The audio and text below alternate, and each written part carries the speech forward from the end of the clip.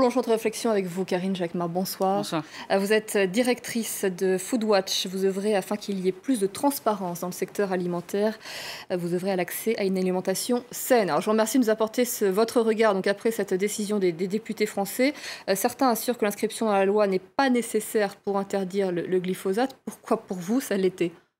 Parce que ce projet de loi, il a l'ambition et l'objectif affiché d'améliorer l'alimentation et de prendre un tournant vers voilà, une alimentation saine et sortir des phytosanitaires. Le glyphosate, c'est emblématique.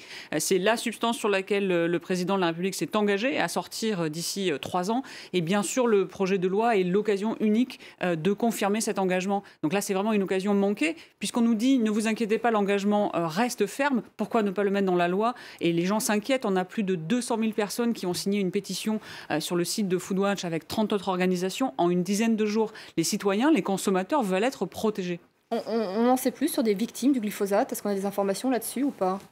Oui, alors si vous voulez, il y a plein de documentaires et puis il y a des études scientifiques, mais surtout rappelons-nous que nous avons un principe de précaution dans les traités européens et dans la Constitution française. Donc à partir du moment où l'agence qui dépend de l'Organisation mondiale de la santé a dit c'est probablement cancérogène, et même si d'autres agences essayent de démonter ça, et il y a eu beaucoup de scandales comme les Monsanto Papers autour de ces controverses, eh bien le principe de précaution doit s'appliquer. Et surtout, c'est un engagement du président de sortir des phytosanitaires et de sortir du glyphosate. Alors comment vous expliquez du coup que les députés aient reculé? C'est dire la puissance des lobbies, c'est ça? Ça s'est joué là-dessus?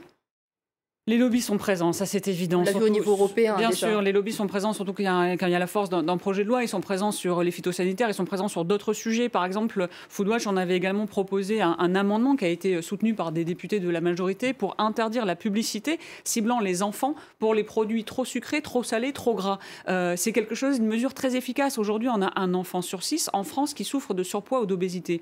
Et bien là aussi, on sait que les lobbies de l'industrie ont convaincu le gouvernement et finalement les députés de dire faites-nous confiance, on va faire des chartes d'engagement volontaires, vous n'avez pas besoin de le mettre dans la loi. Mais le ministre de l'Agriculture dit pas besoin de mettre le glyphosate dans la loi, pas besoin de mettre l'interdiction de la publicité pour les produits de la malbouffe dans la loi, mais alors pourquoi on a un projet de loi? Au contraire, il faut l'enrichir, il faut le muscler. Aujourd'hui, c'est une coquille vide et c'est dommage. Il n'y a plus rien de contraignant à l'heure actuelle dans cette loi. Pas suffisamment, c'est-à-dire qu'il y a une ambition, mais finalement, il n'y a pas du tout les mesures qui vont avec. Donc c'est encore pire de faire des promesses et de ne pas les tenir. On a vraiment l'impression de reculer et ça n'arrange en rien la confiance des consommateurs. Alors c'est encore aujourd'hui aux consommateurs de faire attention, seuls, sans le soutien donc, du gouvernement. Comment peuvent-ils faire quand ils achètent leurs fruits et légumes? Comment peut-il savoir s'il y a du glyphosate ou pas, s'il y a des pesticides ou pas? Alors, il y a un amendement qui a quand même été adopté à l'Assemblée nationale, pourvu qu'il ne soit pas annulé au Sénat, qui effectivement amène un peu plus d'informations sur l'étiquetage, y compris les pesticides qui auraient été utilisés, y compris le fait de savoir si les OGM ont nourri les animaux dans les produits transformés. C'est une bonne avancée. Néanmoins, j'ai envie de vous dire, les phytosanitaires, moi j'ai envie d'avoir plus que la liste. J'ai envie qu'il n'y en ait plus dans l'alimentation. Et même si ça doit prendre un petit peu de temps, commençons par le glyphosate, regardons toutes les substances, faisons en sorte que quand on mange, on n'ait pas besoin de se poser la question de savoir si on est en train de s'intoxiquer avec des substances chimiques qui n'ont rien à faire dans nos assiettes. La difficulté de ce dossier, c'est qu'effectivement la France n'a pas le soutien de Bruxelles, puisque Bruxelles a fini par plier sur le glyphosate.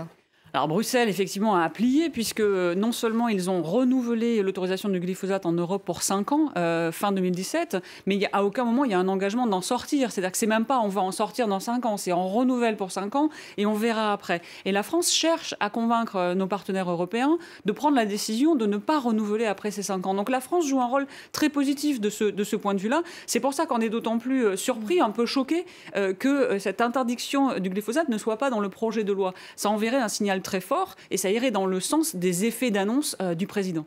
Je vous remercie beaucoup, Karine Jacquemart, d'être venue sur ce plateau pour nous livrer votre expertise ce soir.